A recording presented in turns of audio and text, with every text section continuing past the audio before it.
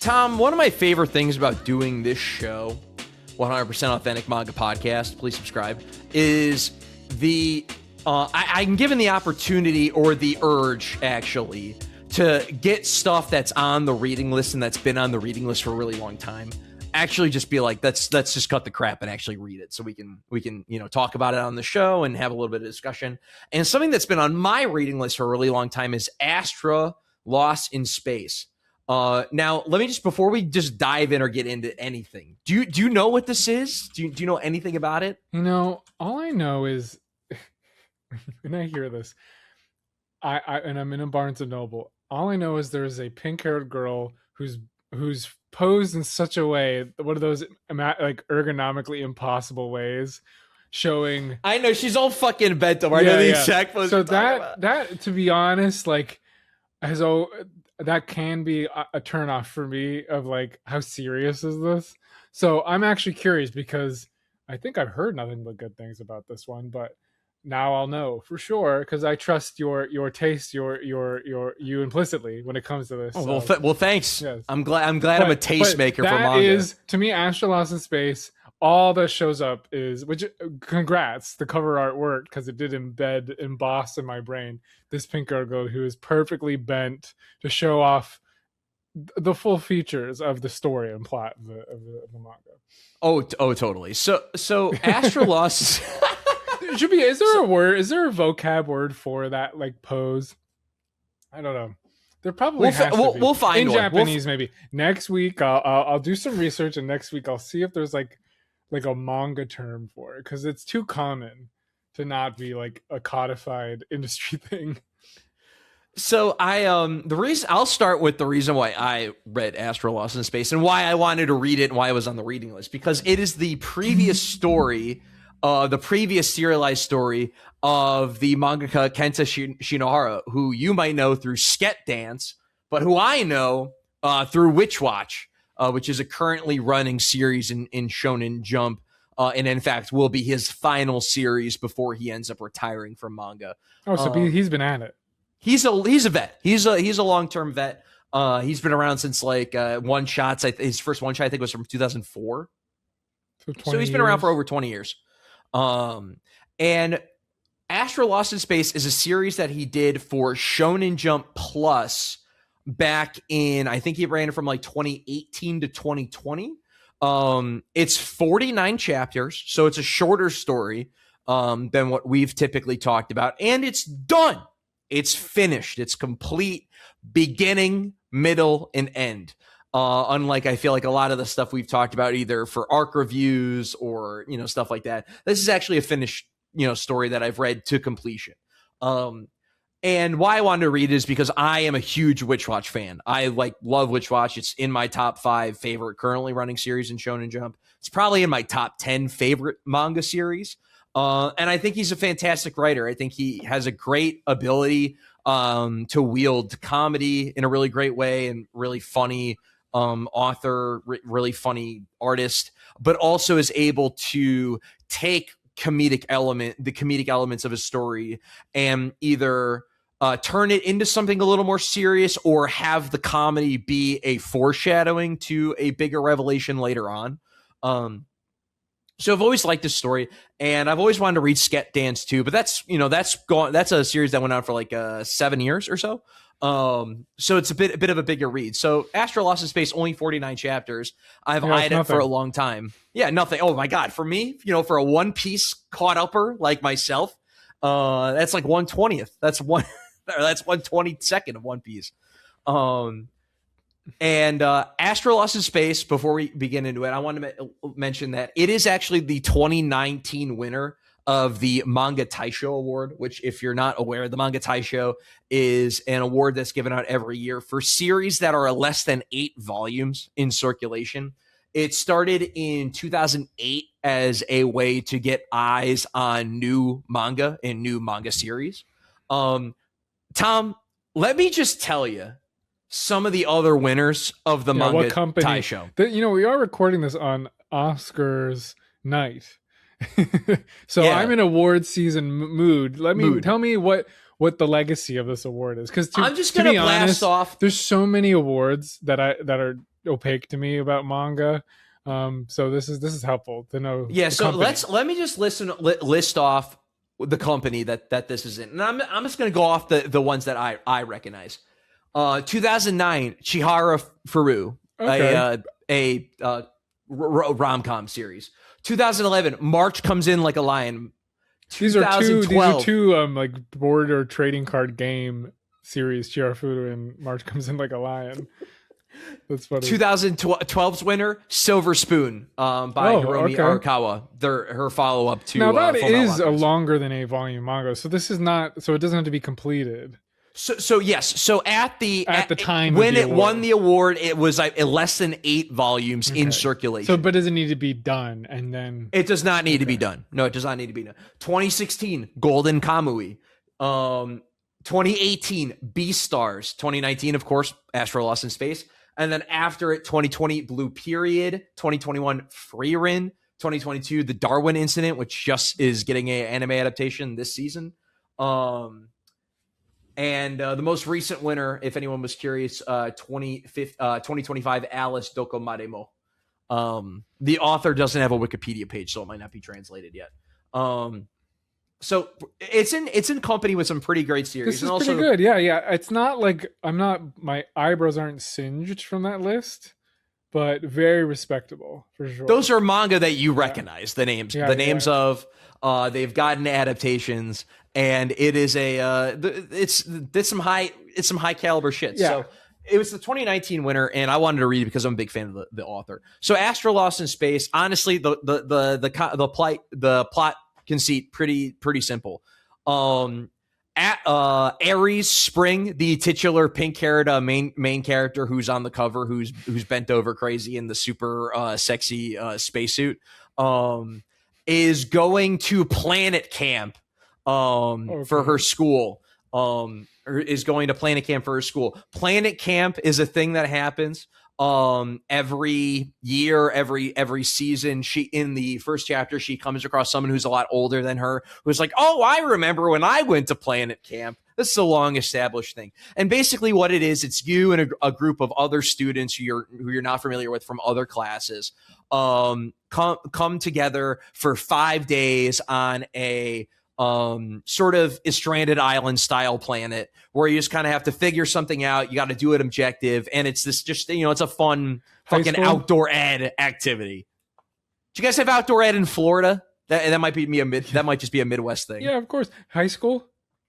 Yeah. So high school kids. Okay. Yeah. High school kids, like 16, 17 years old. Okay. So this is like in the summer off, or I guess whenever they have their break, they go on this camp. Basically, yeah, they go to planet camp. So Aries Spring is at the sort of the spaceport for planet camp, and she's a classic. She's like ditzy, a little clumsy, goofy. She gets her bag stolen by a thief, but thankfully the other main character, Kanata, who's like our main male protagonist of the story, comes in, saves the day. He's super fast. He like runs fast as shit.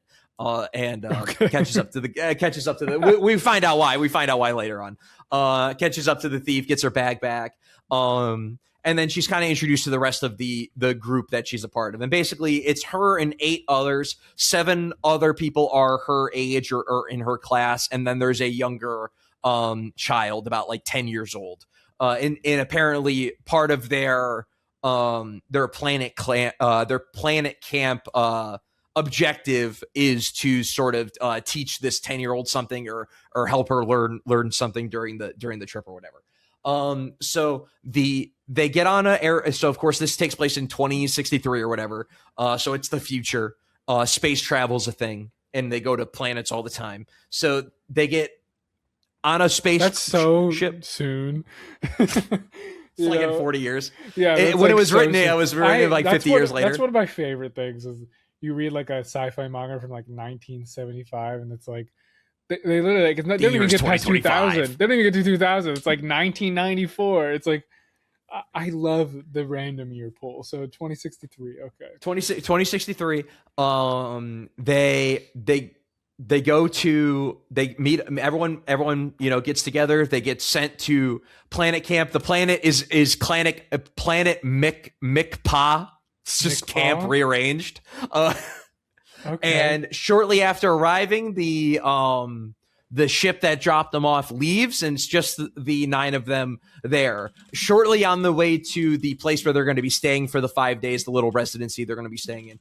On the way there, a wormhole appears out of fucking nowhere and sucks all of them into space. So the first chapter, they get onto planet camp. Within 10 minutes, they are immediately sucked into space. They're out in the middle of space. Thankfully, they all had their spacesuits on because they just got off the spaceship.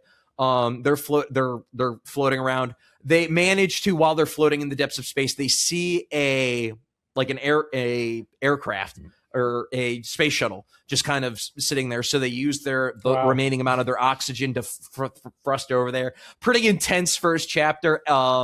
Aries, our main character, she cannot get her fucking space shit to work. So Kanana's got to go back after they all get to the ship. He's got to go back out and rescue her. And wow, it's pretty what a intense. guy. He's such a G, dude. He's so him. And they get on the ship, and basically what they realize when they get on the ship, and Zach, who's kind of the intelligentsia, like really smart, high IQ, he's got his pilot's license. He's checking the ship's logs, and he realizes that they are actually 5,019 light years away from there's a ship. Their home planet. Yet there's a ship. Yet there is a ship that's been sitting out in the in the middle of in the middle of space, in the middle of nowhere, basically. So once they kind of get on the ship, they kind of see they kind of realize what's going on, and they basically realize that they're fucking completely stranded on Earth, or I'm sorry, they're completely stranded on their ship, and they can't get in contact with their home planet. It's too far away. It's way too far away. It's 5,000 plus light years away. It's too fucking far. What they realize in the second chapter, in chapter 2, that they don't have enough provisions on this ship to do light year travel. The good news is that the spaceship that they're on uses space debris as its fuel. So the getting home isn't the problem. The problem is that they don't have enough food and water to actually make it. It's probably going to take a very long time. They're like, they only have about enough. The ship can only, which is called the Astra, they name it the Astra, can only hold up to about 20 days worth of food. And they're well beyond 20 days out. How well beyond, though? Is it like, we're going to be 90 by the time we get back kind of space travel? Or they not quite. So they can travel faster than light, but even at faster than light, they're over 5,000 light years away. No, sure. What they learn, or sort of what they discover, is they discover that what they can do instead of just going straight home is they can kind of planet hop. And on each planet, they find a string of planets where there's edible food and water available. No to them. Man's Sky. Yeah, basically, it's literally it's like No Man's Sky. And they basically, on their way back to their home planet, they go to they basically discover a sort of a key critical path they can take, and they can travel 5 planets they need to hit, 5 pit stops they need to hit. In order to collect enough food from those planets, collect enough water, bring it back to the ship, and then they can light speed travel to the next planet. Aren't they learning a lot? This is a great space camp. They're going to learn so much.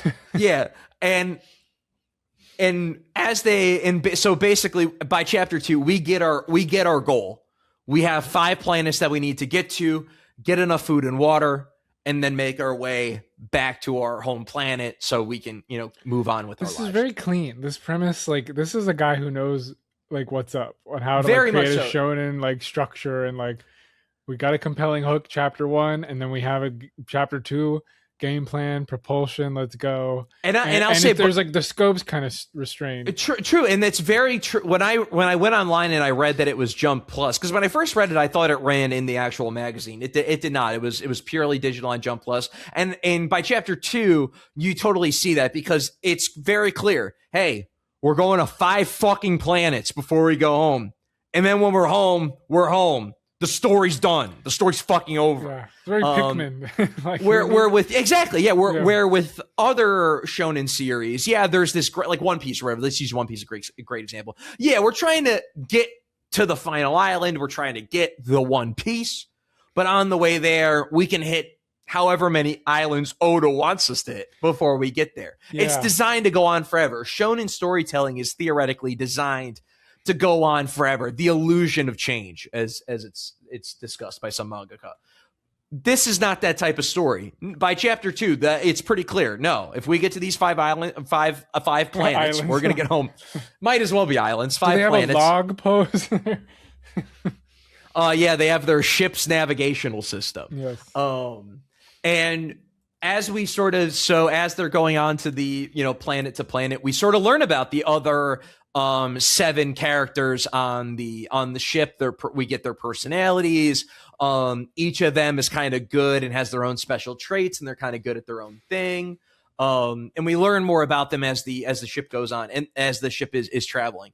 And once they arrive at their first destination, or I think it's even before their destination, Zack, the ship's pilot, and they anoint Kanata, the male lead, as the ship's captain, since he was the one who took charge to actually go and rescue Ares. I gotta say, it's already refreshing to hear of a male protagonist take charge in a shonen series instead of whine and cry and act like a weakling the whole time. Yeah, no, he's a fucking. He's a real one, and he's still a goof. Like, don't get it wrong, he's still a goof, and he's a little dumb. But like, he takes action. He's ready to go. He's a decision maker, and everyone's like, "Yeah, you're gonna be our guy. You're gonna be our captain." And what we realize pretty early on as they're making their way to the first planet, Zack finds out that, hey, the components for long distance communication, it's not that I can't fix it, it's that critical components aren't here. Like, somebody sabotaged the ship. Like, one of the 9 of us sabotaged the ship. So it's also among us. It's also among us. Yeah, I had a feeling that you were leading to that too, because of the trapped on a ship the whole time. That's got to be part of the dynamic.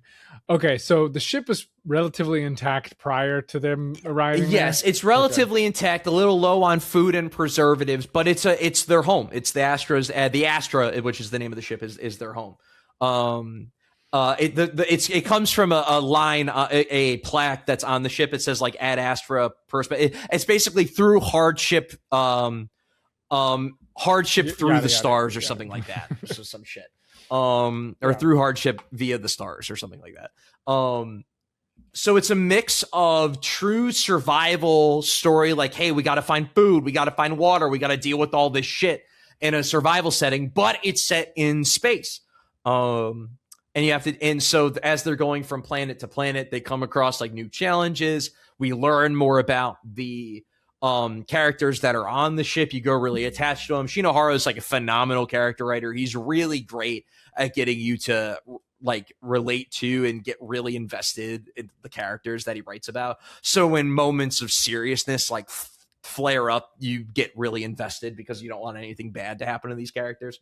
Because I'm a big believer and a big proponent of, especially in shonen storytelling, that like you need the good times, like you need to have moments of the good times. So when bad times arrive, there's real stakes because we've seen what the good times are, as opposed to if a story is all dour, all seriousness, all shit has been fucked for so long, we don't really know what the other side, looks like. We don't know what kind of peace and prosperity looks like.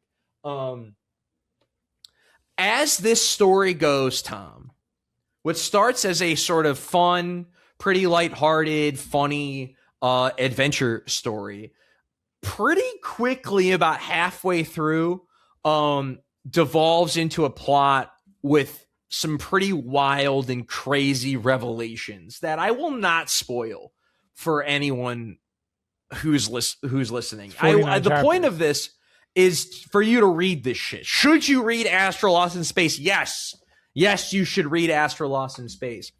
And I would love to get into the twist and the turns that the plot takes as they're going through space and as they're making their journey and as they learn more about each other. They realize that something's not amiss. As I mentioned, there's an assassin between the 9 of them, and who could it be, and who it is, and sort of the way that all plays out is extremely engaging. I read this in 2 sittings. I read the first 16 chapters, and then I read the latter 34 or 33 or whatever is my second sitting. I stayed up way too late. I stayed up till like 1:30 in the morning on a work night. Just because you know when you're reading a great manga and you're like, I can't put it down, dude. I have to finish it. I have to finish it. It's been happening more to me now that we're doing this show. But like, yes, that's like when you that's what I read manga for, is those moments when you find a new game that you can't put down, anime you can't put down. Like, those are just that's the whole point. I feel like absolutely. It shouldn't feel like work. It should be like, I can't do anything but this. Yeah, and I gotta be honest, as far as like sort of plot and synopsis stuff, I feel like if I go any further, I'm just gonna be getting into spoilers, and I don't want to be doing that. Yeah, no, I think this is good. I think it's primed, and in many ways, what I'm perceiving is like, there's nothing about this that just revolutionizes manga. No, and of course not. No, but it's like, to me, like when a story has like very clear premise, knows what it is, and it's kind of contracted 49 chapters, right? It's like that's what I'm going to Shake Shack for a really good burger. It's like, I know what I'm getting. I hope it's really good because I like that. And it's like, do you like sci-fi with Among Us, kind of, this trader story? And survival, like there's a lot of clear like ingredients that I can picture, and I just want a good one. And it's and it's a great mix again, and it's a great mix of like these more serious, heartfelt character moments, serious stakes, mixed with an overall very lighthearted, optimistic tone.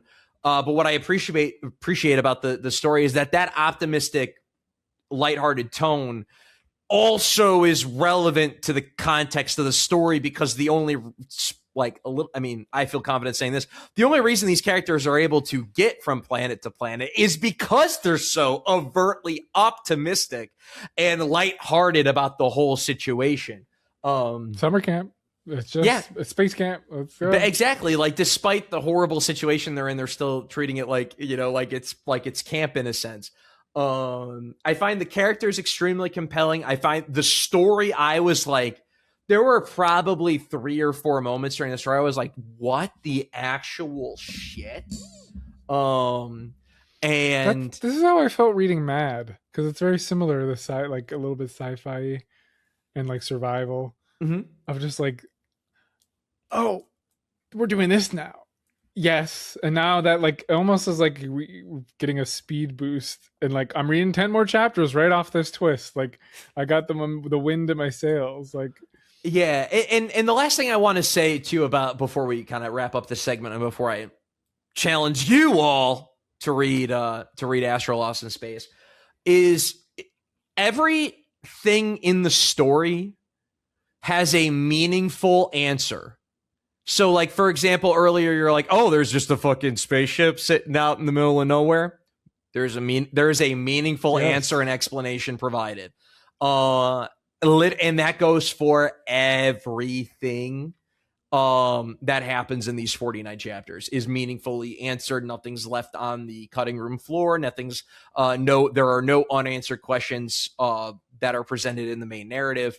It's an extremely tight, well-designed narrative. And I feel like, because we talk about a lot of shonen, sorry, that's what I like, because it's designed, because it's shonen storytelling is designed to go on forever, you don't get tight, cohesive narratives like Astra Lost in Space typically in the magazine.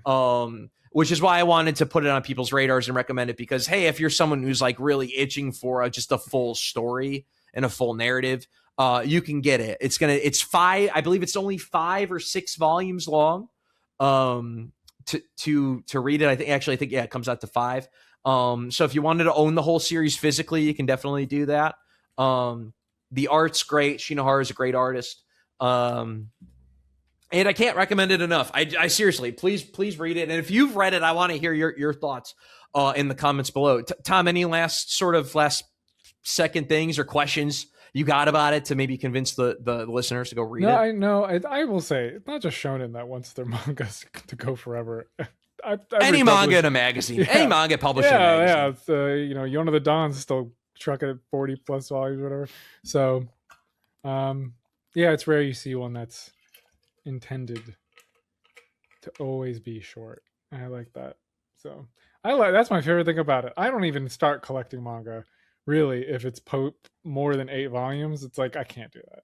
Yeah. Well, I could put this. I mean, yeah, it would cost you like what, 12 volumes, $12 a volume. Number. 8 volumes is a great number.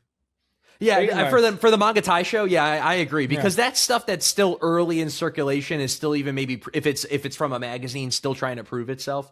So I think it's great. Go read it. If you've read it, let us know what you think of Astra Lost in Space. And if you've seen the anime adaptation, let me know if they butchered it, because it's only 12 episodes, but I think they go through the full thing.